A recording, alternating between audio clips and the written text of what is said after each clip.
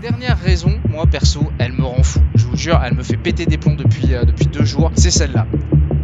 Ce que tu viens de voir, c'est un extrait de la dernière vidéo de Crypto Guilu. Dans celle-ci, il va venir donner 3 raisons pour lesquelles il va quitter Binance. En tout cas, arrêter de l'utiliser comme plateforme principale. Et j'avais envie de réagir là-dessus et d'apporter 2-3 choses en plus. Je pourrais plus te dire exactement quand, mais à un moment, j'ai effectivement eu quasiment la même chose. Là, on m'avait demandé sur mon compte Binance d'où venait mon argent. Alors pour le coup, c'était moins poussé que l'enquête qu'il a eue lui. À l'époque, moi, on me demandait juste une petite validation, comme ça, on me demandait absolument aucune preuve. Mais là, dans son cas de figure à lui, on lui demande exactement d'où vient son argent, combien il gagne, etc. Ce genre d'informations qui sont personnelles et qui, pour aucune raison, un échange crypto normalement devrait avoir à te les demander. Sauf peut-être suspicion de fraude et encore. Et si c'était le cas, je pense pas que c'est Binance qui va venir te demander ces informations, mais plutôt des bonhommes un petit peu habillés façon Man in Black qui débarquent droit devant chez toi. Et là, ce qu'il vient de démontrer dans cette vidéo finalement, c'est que tes fonds sur Binance, si demain ils ont pour une raison ou pour une autre envie de les suspendre, et cette raison-là, elle peut être totalement arbitraire, eh bien ils peuvent très bien le faire. Comme il l'a montré dans la vidéo, il peut encore utiliser son argent, il n'y a aucun problème plus que ça. Par contre, il a une deadline pour remplir ce papier-là, et s'il ne le remplit pas, c'est pas très clair ce qui va se passer. On pourrait imaginer que son compte soit plus ou moins bloqué tant qu'il le fait pas,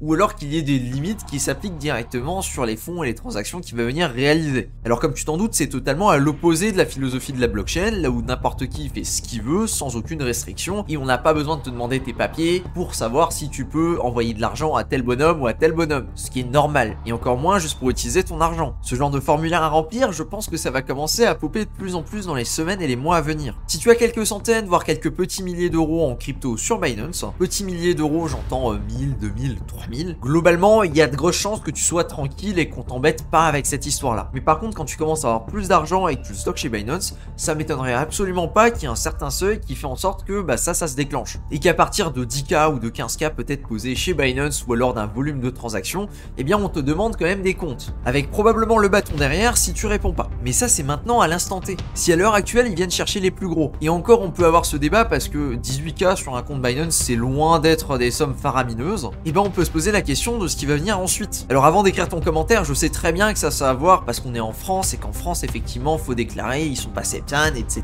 Il y a plein de trucs avec la législation en vigueur. Mais moi ce qui me fout encore plus les jetons, ce sont les personnes qui après tout ce qui s'est passé, après tous les débats, après tous les problèmes qu'on a eu, que ce soit avec les différents échanges, que ce soit maintenant avec la réglementation, etc.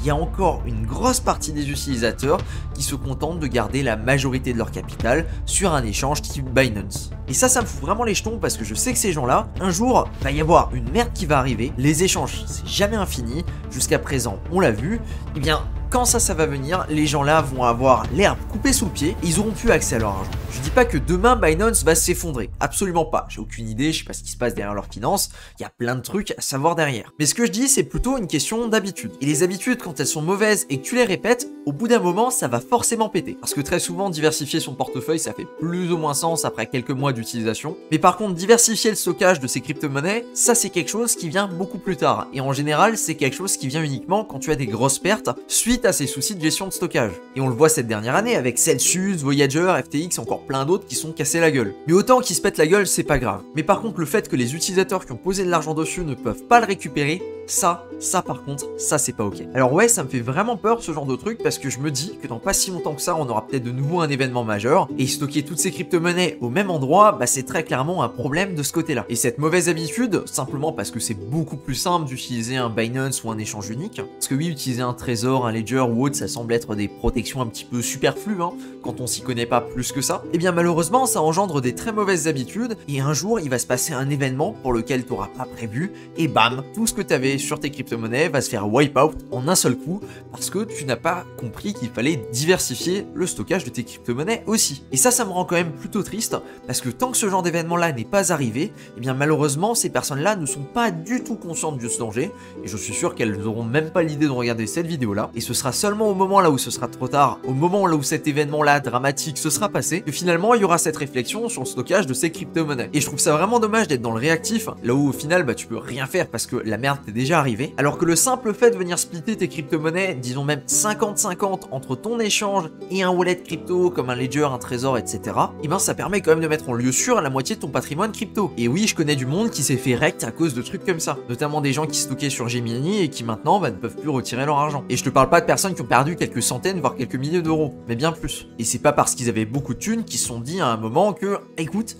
si ce point-là il fail, en fait je perds toute ma thune. Est-ce que ce serait pas mieux de venir utiliser peut-être plusieurs échanges, à la limite c'est une première solution, ou alors venir mettre de l'argent sur un wallet crypto tout simplement. Et je trouve ça vraiment horrible que ce genre de truc puisse arriver. Et c'est pas pour rien que tu trouveras pas ce genre d'affiliés sous mes vidéos. Les seuls liens que je mets, ce sont soit les liens parce qu'on a un partenariat pour un projet, soit les liens d'affiliés chez Ledger. Sauf peut-être sur les vidéos les plus anciennes, là où effectivement il y avait 2-3 trucs qui traînaient par-ci par-là. Et bientôt je compte rajouter des services comme par exemple du consulting ou du coaching pour commencer à apprendre, à manipuler, etc. Ou alors encore de la recherche pour par exemple d'AI une crypto-monnaie. Mais bref, ça c'est hors sujet. Et ça c'est un truc que j'ai vu être fait énormément aux States, avec des gros youtubeurs qui mettaient vraiment en avant des plateformes comme Celsius, Voyager, et qui le jour là où ça s'est effondré, là où ils avaient dit aux gens de leur communauté de mettre leur thune là-dessus, vous inquiétez pas, tout va bien se passer, et ben ils ont enlevé tous les liens, disparu. Et je suis même pas sûr que la bonne moitié a traité du sujet avec leur communauté. Et je peux te dire que c'était prévisible de pas mettre de l'argent sur Celsius, Voyager ou encore Gemini. Si ça t'intéresse de savoir pourquoi, eh bien il y a cette vidéo là qui s'affiche à l'écran dans laquelle je t'explique comment j'ai fait pour éviter de me retrouver dans aucun des problèmes, aucun des crashs de ces derniers mois. Voilà, c'est tout pour aujourd'hui. Merci de ton attention, c'était Cryptomage. Ciao!